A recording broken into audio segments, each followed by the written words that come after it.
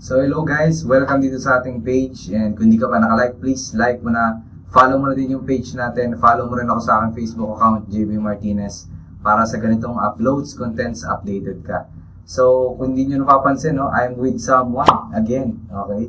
So isa siya sa mga magagaling, no, malulupit Lodi na coach dito sa community natin. Isa rin siya sa top earner, kaya na napaka-fortunate natin mga kasosyo dahil mabibigyan niya tayo ng mga tips, okay, yung mga kailangan mong gawin or pwede mong sundan gawin para maging successful ka din sa business sa larangan ng affiliate marketing, okay, using the system, tools ng Unity Network. So, bago tayo mag-start, Coach, and welcome sa ating page. And thank you very much sa pag-unlak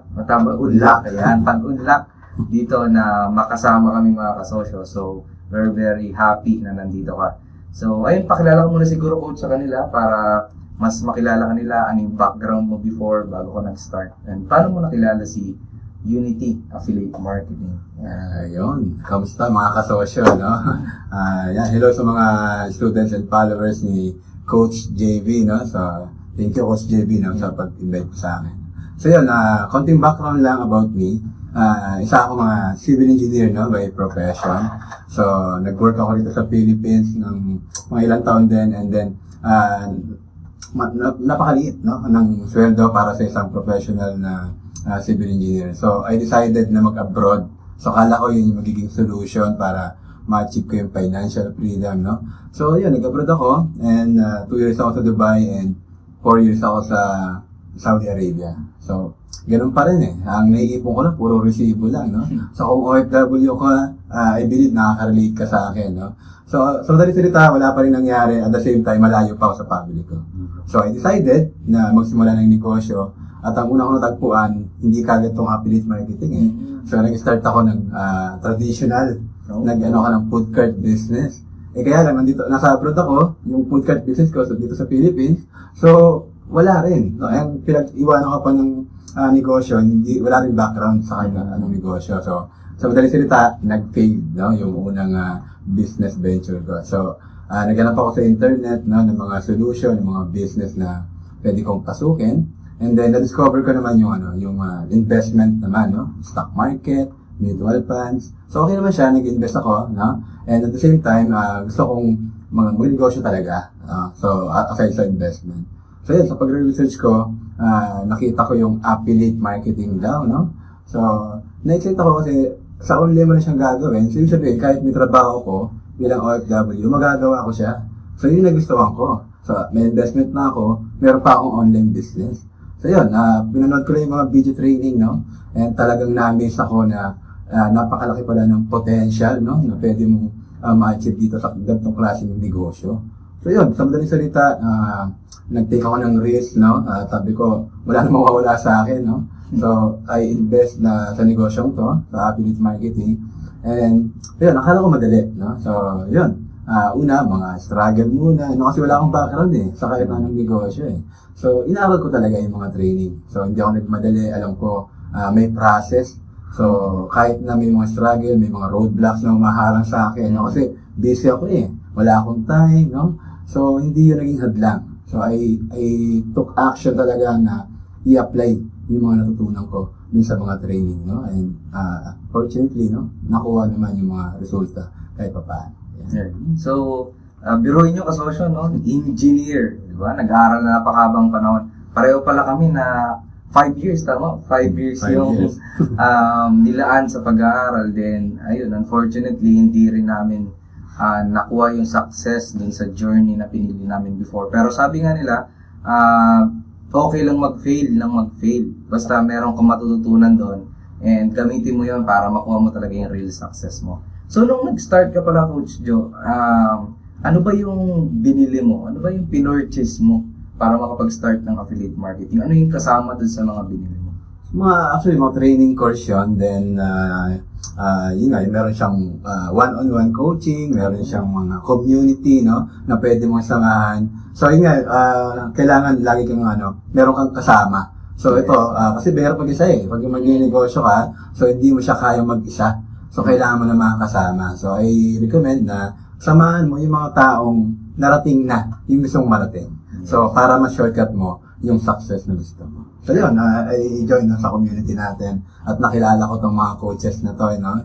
Mga partners natin sa community. Kasama din doon, coach, yung mga tools, website, website Exactly, builders, no? yeah. Na talaga namang magagamit mo parang big company ka na to start kasi yung mga website na nakikita mo, talagang magagawa mo din kasi ready na yung step by step na tutorials, no, para gamitin na lang nila. Tama. Ayun, so yun yung isa sa mga makakasama or ma-avail mo once na nag-start ka na rin. Katulad namin maging affiliate marketer ng Unity Network. So, coach, pwede pa ba naming malaman yung naging resulta mo dito sa Unity Network doing affiliate marketing?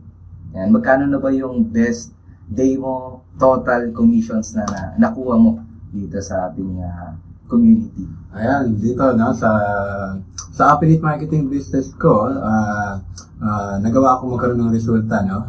Ang pinakamalaking kinita ko sa loob ng isang araw ay 25,000 in just one day, no? And naalala ko, in 1 month, pinakamalaking kinita ko is 185,000. And overall, no, in total, nagawa ko ng kumita ng higit 1.3 million pesos. Grabe, no? 1.3. So, ano ba yung mga natulong naman sa inyo, coach? Sobrang laki, no? So, yun nga, bilang OFW, nagawa ko na makapag-for good. At the same time, ang pinakamalaking regalo sa akin, pinakanatulong sa akin ito, yung pagkakaroon ng quality time sa family ko. So, hindi na kailangan mag-abroad, kasama ko pa yung family ko. Yes, doing affiliate marketing kahit nasaan ka, di ba? Kahit nasa bahay ka. Paano naman yung mga sinasabi nila, coach, na wala akong idea sa business, di ba? Hindi ako magaling sa computer. Ano ba yung mabibigay mo namang tips? Ano ba yung mga share mo sa kanila para ma-inspire din sila na kayang-kaya nilang gawin yung nagawa mo? Yes, so gaya ko rin, no? Wala naman akong any background din sa negosyo, no? So gaya ng iba, duman din ako sa struggle, no? Sa mga objection, sa mga rejection, no? Sa mga problema. So natural yan, no? Normal yan. So yung failure na yan, gamitin mo yung stepping stone para makuha mo yung success mo. So wag kang matakot, no? Na magkamali, wag kang magpapigil sa situation mo. Ay, coach, hindi marunong mag-computer, no? Wala akong alam dyan, hindi ako techie, no? Wala rin akong background sa business. Paano ba? Kaya ko ba yan? The answer is big yes. Okay? So, lahat ng mga training natin dito is step by step, Tagalog, no? Easy to understand, no? And talagang marami tayong mga pwedeng pagtanungan, no? Nandiyan yung mga coaches natin, mga partners natin sa community. So, huwag kang matakot na magsimula. Huwag mong hayaan na yung takot yung pumigil sa'yo. Okay? Huwag mong hayaan na yung situation yung pumigil sa'yo. So, dapat focus ka lang sa goal mo, okay? And take it slowly, no? Kung hindi mo kaya biglain, huwag mo kailangan biglain. Take it slowly para hindi ka mag-burn out. And huwag ka mag-focus sa earning. So, dapat learning muna, no? So, ako like ko sinasabi, coach, no? The more you learn, the more you earn. So, keep on learning. So, dapat ito unahin mo, no? Learning muna. Mag-invest ka muna sa sarili mo. Yes. So, bali, dagdag ko lang din sinabi ni Coach John, no? Na ibig sabihin lang nun, simplest analyzation, no? Binibigyan ka ng community ng ways kung paano ka mag-earn, kung paano ka mag-grow sa business mo.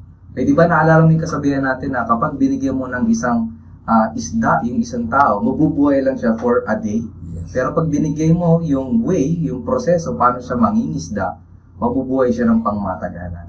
So, ganun yung goal ni company para sa'yo. Ganun yung goal namin para sa'yo. Okay? Kaya huwag kang matakot mag-take ng action. Okay? Magiging successful ka lang kapag nag-take ka ng risk. Pag marunong kang mag-take ng risk. Kasi lahat na nakikita mo naging successful, lahat lang yun nakikita mo yung good side. Eh. Di ba? Hindi mo pala yung result. Kaya isipin mo rin kung saan sila nanggaling. Yung journey. Yes, yung journey, yung proseso. Okay, so, lagi mong isipin na hindi ka iba sa amin o sa mga nakarating na sa success na gusto mong mapuntahan dahil nag-start din kami kung nasaan ka ngayon.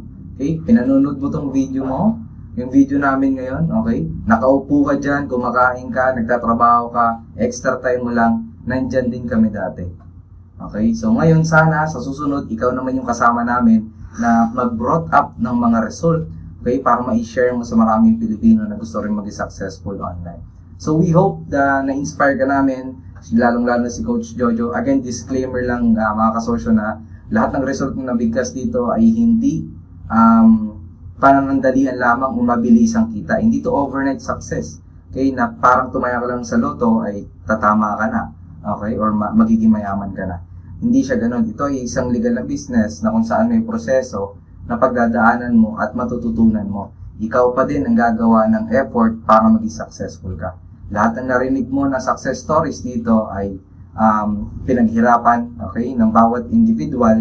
So, ganun din dapat ang gagawin mo. Again, maraming salamat, Coach Jojo. Thank you rin, Coach Jayvee, no? Makita ka ulit Inviting me. namin. Ayan, sa susunod na mga episode natin. So, kung hindi ka pa naka-like, paki-like na to. Kung na-inspire ka, share mo na yung video natin para mas marami tayong matulungan. And you can also follow Coach Jojo at ano ba yung mo?